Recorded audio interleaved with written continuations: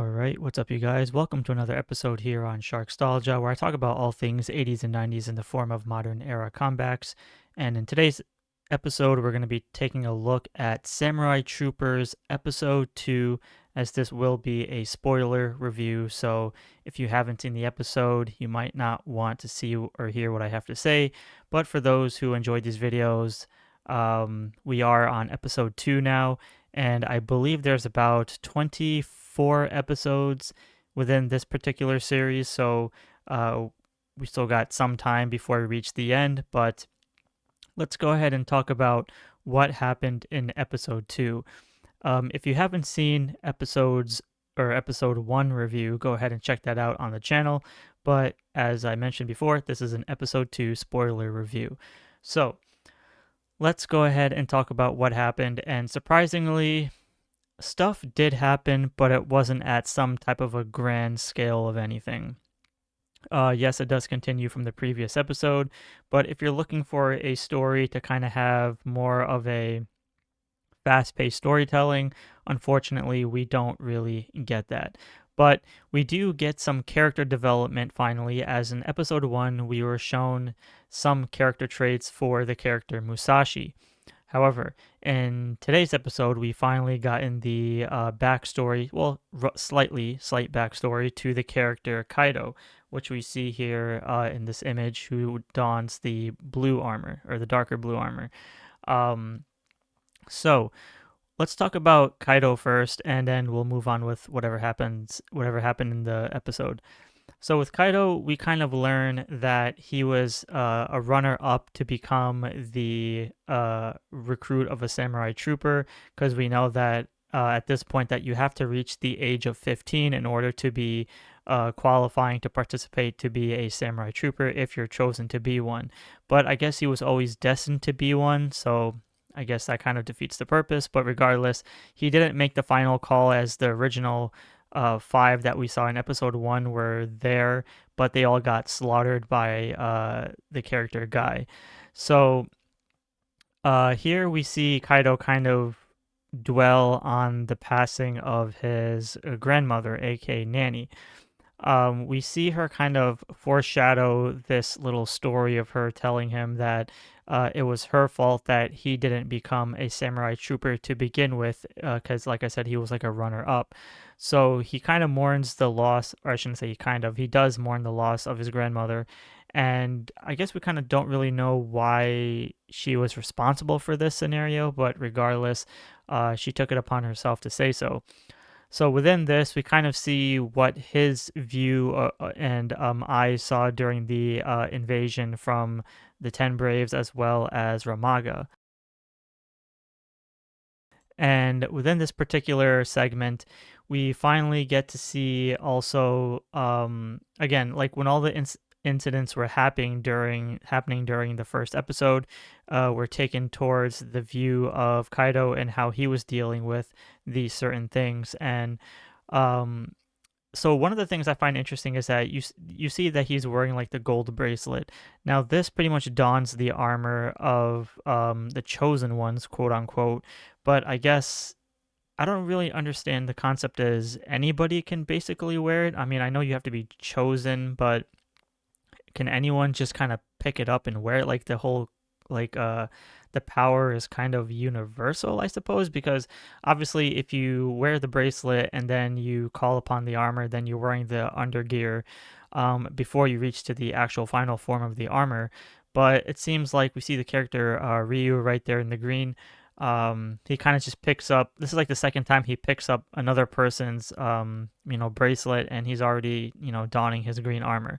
So he's already associated to the color green, but I guess in the form of bracelet wise, you can kind of just pick up anyone else's. I guess they're all universal, so I'm a little bit confused on that.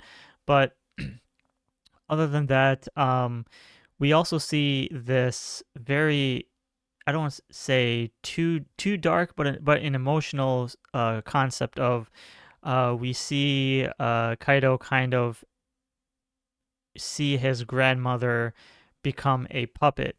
Now, what is a puppet, you may ask? Now, a puppet is basically all the dead civilians that Guy had killed in episode 1. they basically get revived, not necessarily as zombies, but they get revived as puppets, and they are controlled. And we got to see his grandmother become revived, but she becomes like this, like I said, this puppet who looks like a zombie. And Kaido basically had to put an end to her. So that was pretty emotional because no one wants to ever do that in real life, and that's like a kind of a hard hitting thing. The show is a little bit, I don't want to say too fast paced, but it doesn't carry enough emotions. Like, I want to feel sad or feel the depth of why these deaths or why we're mourning the losses of these, but I'm not really feeling it, unfortunately. But it does carry some weight to them. You see Kaido also kind of asking Guy for help, but Guy's like, that's your problem. That's your grandmother. Like, you deal with her. That has nothing to do with me, because he has his own vendetta against Ramaga, which we'll get into just a little bit. But other than that, we finally get to see one of the 10 Braves, which is none other than the character Nezu. Hopefully I said that right. This one is rocking the pink armor, and we learn something very fascinating about the 10 Braves under the control of Ramaga, as we get a little backstory of that character and how, like a slow little backstory to him, but not necessarily there just yet. But in the terms of the Nezu character, we also see that this character has like dry eyes, so he has to put in the drops into his eyes. That's because his eyes are usually closed. So I thought that was pretty fascinating, and of course it has that classic anime style where you have like an angle of the eyes and it looks very traumatizing. So I love that kind of concept. But I believe they said that his character was more of a paralysis kind of thing, where he can summon the puppets. So whenever you see like the dead bodies there, he can basically summon them and become like these zombie-looking creatures, which is pretty cool. Um, so one thing I learned about the 10 Braves, at least within this particular episode, is that the 10 Braves, who are under the control of Ramaga, were once dead people, but they were revived to be under Ramaga's control. And hopefully I got that right if I read it correctly in the subtitles. So these characters were once dead people, but now they're under the possession of Ramaga. So I thought that was pretty fascinating, and that's a good concept. I like that. So we do get to see Nezu kind of use his powers and fight, and to take a couple of jabs and stuff like that. But the character Guy kind of, I don't know if they really, I guess you can say they died. I don't know, because the fighting was a little bit lackluster, because we do get to see Kaido and Ryu fight the zombies or the puppets, but it doesn't really offer too much, because it kind of like, it's really fast paced. But then we do get to see Guy fight the Nezu, which is again the pink armor. But one of the things that I also found fascinating is that Guy. So now we're gonna talk about Guy real quick. Oh, actually, hold on. So Guy basically, quote unquote, kills Nezu. I guess it was a very fast paced fight, nothing really too crazy, but Nezu kind of gets destroyed and then turns into this little orb, and then Guy consumes Nezu, which I thought was weird. So they already lost a character, so they're up to 9 now. But I don't know. I thought it was kind of a weak fight. Didn't really offer much, and for a really sick looking character for sick powers, I kind of expected a lot more, but it didn't really offer that much. So I was really disappointed. But as for Guy, we also learn that this is the cool part. We learn that Guy is a demon, that's fine. But the plot twist here is that Guy is actually the son of Ramaga, which was a pretty good plot twist. Now, we've seen that Guy wants to get revenge on his father, but Ramaga wants to use him as a vessel once he turns 15. So he's basically 14 at the time of this episode, and Ramaga wants to wait until he's 15 so he can use him as a vessel. For reasons are very unclear at the moment, but at the same time, we can kind of see the inner conflict and turmoil between father and son, because they reference Guy as quote unquote the prince. And apparently Ramaga can't fully utilize all his powers or his full form unless he utilizes or consumes himself within Guy, which I thought was pretty cool. So that was a nice plot twist. Even though in this episode we learned that Guy is a demon, he's part of the villains and he has like his own motives, but he's automatically given the bracelet, and despite all the characters kind of having this this doubt that he wasn't going to be able to, summon the under gear or the under armor before the actual armor, because they feel like he was just going to betray everyone and slaughter everyone like he did right in the beginning in the first episode. To all our surprise, lo and behold, he dons both armors, the under gear as well as the regular armor, which was again a little bit not explained too well, but it could have been a little better. But I guess it's fine for what it is.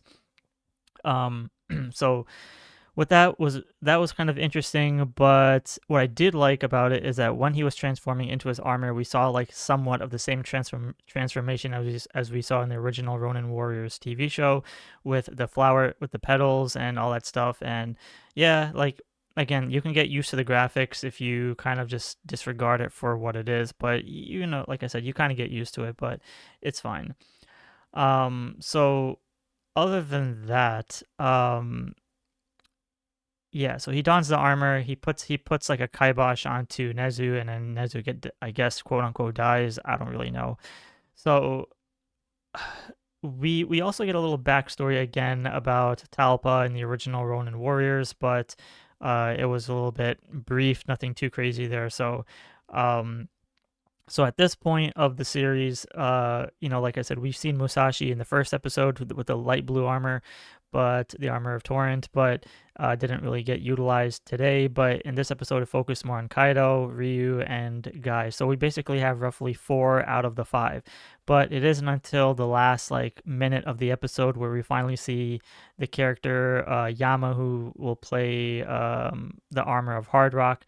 Probably will be episode 3, so that would be interesting. But again, nothing too crazy here, other than we still see some, blood and gore, some violence, but the fighting could be a little bit better because I want to see them defeat the zombies or the puppets. But even though they're outnumbered and they try their best to fight them, it's like the next scene when they show them, it's like they're automatically defeated. They don't really show us how they're kind of defeating these puppets. So I kind of wanted to see more of that, but we didn't really get to see it. Otherwise, it was a fine episode, nothing too crazy. It is episode 2, so it's just going to be one of those things where the series, or these storylines will prolong until we get to the final episode. But I thought it was fine. So if I were to give it a number, I would have to say that episode 2 kind of feels a little bit lackluster compared to episode 1. So, and with the death of roughly the death of Nezu, but some decent backstories, I'll give it like a 7.5 out of 10. Could have been better, but it's fine. And we still have to see what the other remaining 9 out of the 10 Braves will do, who are part of Ramaga, and how is the character Yama going to play into the scenario, and how is this character Ryu right here in the green armor, how is he going to give it to the other character Cheyenne, who we've seen before in the official product shot or product, the promotions of the series. So with that being said, I'll be sure to review episode 3, I guess. We'll see how this goes, but thank you guys all for watching. Thank you for supporting this channel. I'll definitely try my best to watch the series and give it my full honest thoughts and breakdown. And then probably by the end of the whole series, I'll do like an official overview of everything and what I really like and don't like. But for now, because I recently saw the Ronin Warrior show, and I was really on the hype train. But it's gonna be one of those things where some episodes might be weaker than the others, but I'm sure that it will progress as time goes on. So if I forget anything, I'll probably try to talk about it in the next episode. I mean, yeah, all the other side allies were there and stuff, but yeah, I mean, other than that one scene where Kaido tries to save the remaining I don't know, civilians that were part of that were in the bus. I mean, I thought that was kind of a deep cut in the sense of like I thought they were all gonna die, but he saves them, so wasn't anything too crazy. So with that being said, thank you guys all for watching. Be sure to give a like and subscribe, and I'll see you all in the next episode.